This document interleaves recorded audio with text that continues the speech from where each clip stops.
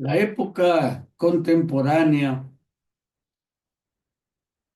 de la crisis civilizatoria de la modernidad ha permitido que se retome el pensamiento crítico que Carlos Marx elaboró en el siglo XIX para la modernidad capitalista.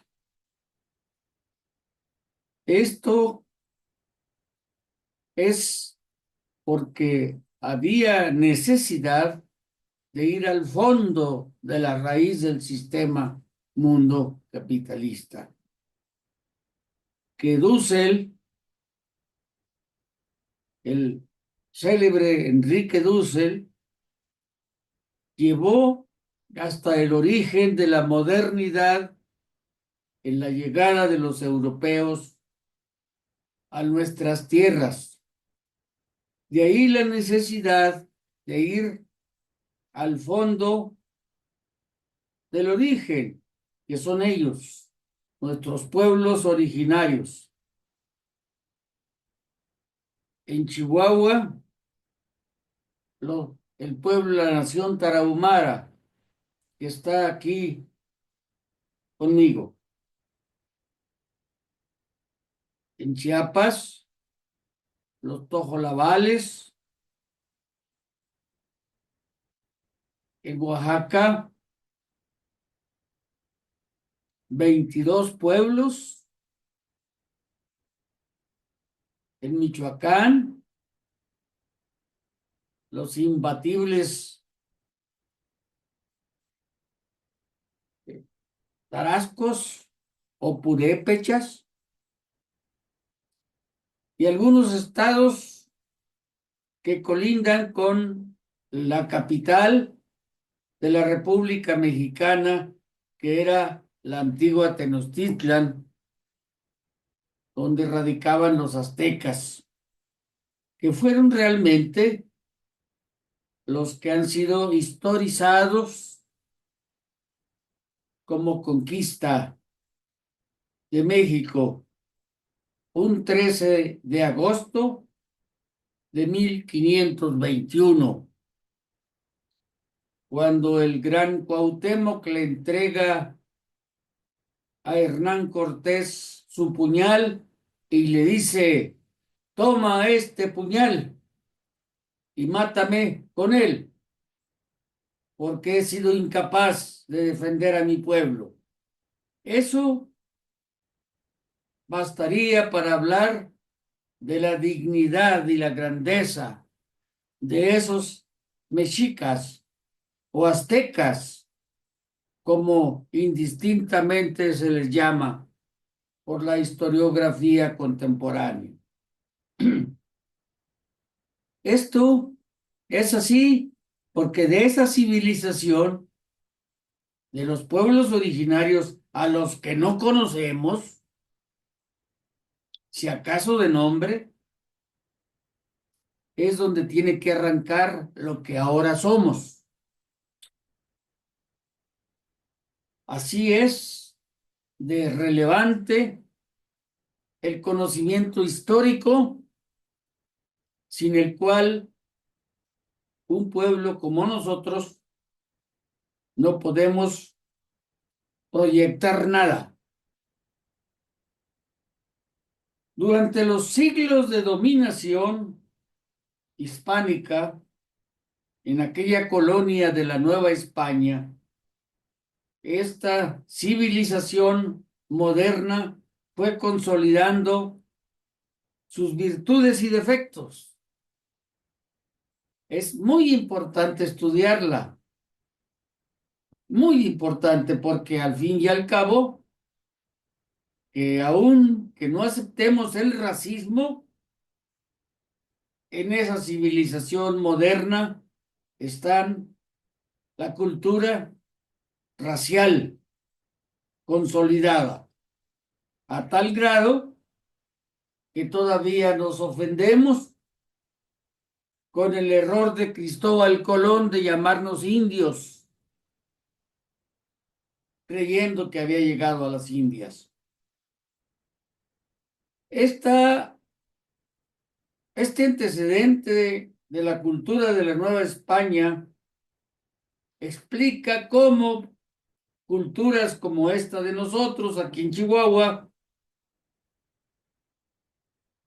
vemos a nuestros hermanos de la nación tarahumara como algo folclórico, como algo para turistas.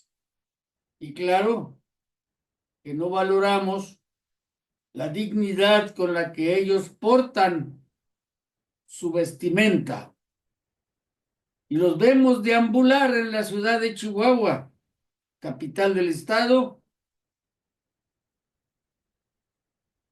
con tanta dignidad que no alcanzamos a comprenderla.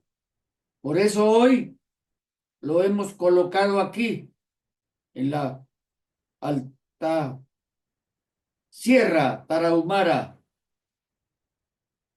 que va desde las alturas de Krill hasta el otro lado, donde está Sinaloa y Sonora. Pero no es la única civilización. Chihuahua tuvo al norte del estado los pueblos apaches, famosos por su valentía, o hasta Jiménez, los tobosos. Y aquí, en Chihuahua y Delicias, y esta región, los conchos. Y más hacia un lado, en Aldama, los chinarras. En fin, ellos están con nosotros en nuestra cultura, en nuestra civilización, en nuestros nombres. Así está toda la nación mexicana. En tantos y tantos rincones que ha sido un acierto del gobierno actual. Empezó Andrés Manuel López Obrador y continúa ahora una mujer universitaria como la doctora Claudia Sheinbaum. Pero nosotros, los maestros rurales jubilados, como es este caso mío, tenemos que participar en la transformación cultural de nuestro pueblo. Y esa es la razón de estas exposiciones. Aquel pensamiento crítico del siglo XVI, a quien atribuimos la ciencia moderna, arrancó desde las aportaciones de las ciencias naturales de Newton y se desarrollaron con el ego cogito de René Descartes en el siglo XVII. Así pues, en la medida en que el pensamiento sistematizado en la filosofía avanzaba, también se construían nuevas certezas. Esto es nueva ciencia. La ciencia del siglo XVII, si bien partía de los mismos orígenes, era ya otra. Y eso sucedió en el siglo XVIII, cuando en Europa se sacudió la civilización con la ilustración francesa e inglesa. En el siglo que más transformaciones sucedieron fue el siglo XIX, cuando apareció el positivismo, que conectó con las ideas que en América Latina impulsaban grandes hombres patriotas como José Martí, como Justo Sierra y otros. Toda América Latina que enarbolaba en ese momento de inicios del siglo XIX ideas libertarias, pero de la misma Ilustración, fueron creando una ciencia liberal de grandes alcances. Este paralelismo entre la filosofía y la ciencia nos permite llegar al momento en que la filosofía moderna llega a la altitud de el gran pensador alemán, maestro de Carlos Marx, que vive los instantes de la civilización moderna en el mundo, creyendo que ese era el espíritu absoluto. En sus obras se refleja el eurocentrismo que nosotros cuestionamos ahora. No porque sean falsos, sino porque el mundo no es solo Europa. Un discípulo de él, de Federico Hegel, fue Carlos Marx y sus compañeros, a los que se les haya llamado hegelianos de izquierda. Carlos Marx no es el que de manera deformada pretenden hacernos creer los defensores del sistema moderno capitalista.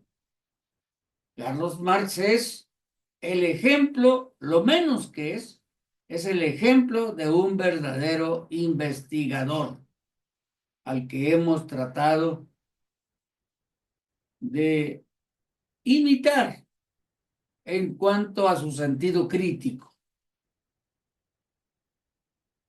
Cuando él y su compañero Federico Engels presentaron el Manifiesto Comunista 1848,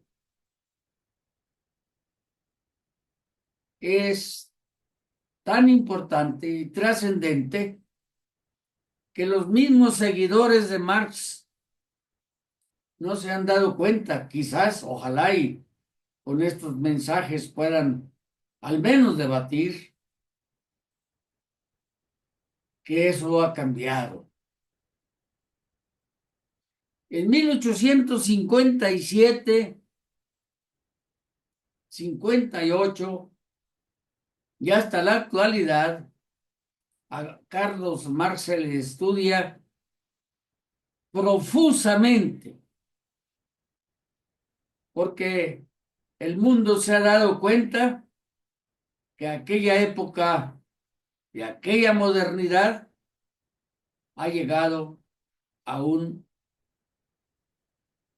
momento de necesaria transformación.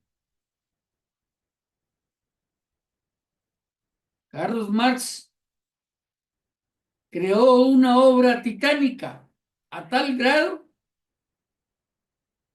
que ni los soviéticos, que son la experiencia práctica más importante, se dieron cuenta realmente de que lo estaban tergiversando en mera economía. De tal forma que al caer y disolverse el sistema socialista del siglo XX, no se alcanzó a percibir que no es lo mismo decir socialismo soviético que decir marxismo, porque ahora resulta que más de la mitad de la obra escrita por Marx estaba inédita, no se había publicado. Y cuando un no marxista como Enrique Dussel llega a México y defiende algo que es muy importante, como es la relevancia del pensamiento religioso en la reflexión filosófica, se cae aquello que en la época de nosotros se dio en creer que todo marxista debía ser ateo. Y tal manera que, como todos queríamos ser seguidores de Marx, no nos dimos cuenta de eso hasta ahora, gracias al doctor Dussel. Porque Dios no es el que se venera, mal o bien es la fe de la gente. Son instituciones creadas y están allí actuando, como el enano aquel del que habló Walter Benjamin, feo, maltrecho, del que nadie quiere hablar, pero que ahí está ganando las partidas de ajedrez, en esa metáfora genial de Walter Benjamin. Y claro que habrá que ocuparse del pensamiento religioso, de una manera o de otra. Desde luego, en el caso de nosotros, del cristianismo y sus particularidades, como son las muchas corrientes evangélicas y en especial del catolicismo, que también ha venido sufriendo cambios. Porque no se trata solamente de ir a la iglesia los domingos, sino de cómo actúa la fe en los comportamientos culturales. Todo eso envuelve una reflexión sobre el sistema mundo capitalista y habrá que ver cómo funciona el Islam y habrá que ver cómo funciona el budismo y habrá que retomar las creencias religiosas de nuestros pueblos originarios, en especial su relación con la naturaleza, el cuidado del agua, el calentamiento global, su visión reptiliana del mundo y de los demás astros. Esto es el hecho de la teología contemporánea. Por eso es muy importante tener un sustento. Y en este caso nosotros hemos tomado la hermenéutica bibliográfica de Carlos Marx, con todas sus obras inéditas editadas ya, en este momento.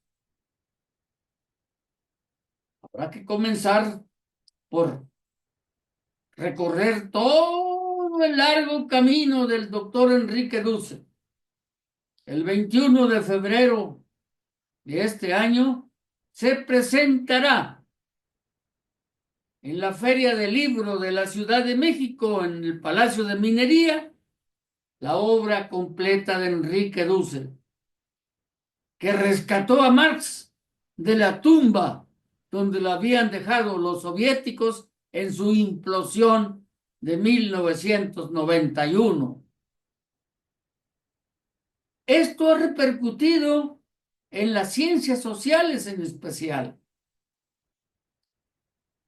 como dijo el doctor Pablo González Casanova al anunciarse la disolución de la Unión Soviética, que habría que buscar nuevos paradigmas. Hacia esos nuevos paradigmas tenemos que ocuparnos como pensamiento crítico. Desde luego, todo esto que estoy yo diciendo tiene su sustento en una lectura de más de 30 años que hemos venido haciendo, con la modestia de nuestra formación a nivel de doctorado en la Universidad Pedagógica Nacional, sede de la Jusco Distrito Federal. Me atreví a hacer esto ante la imposibilidad de publicarlo por escrito. Ahí va recorriendo poco a poquito. Y estoy en disposición de seguir trabajando hasta donde las fuerzas me permitan. Los únicos que me han invitado con empeño han sido la Universidad Pedagógica de Nuevo Casas Grandes, a través de los maestros Juan Durán y la doctora Norma Leticia Rodríguez, exalumna de la Escuela Normal Experimental de Gómez Farías. Gracias a ustedes por atender este esfuerzo. Gracias.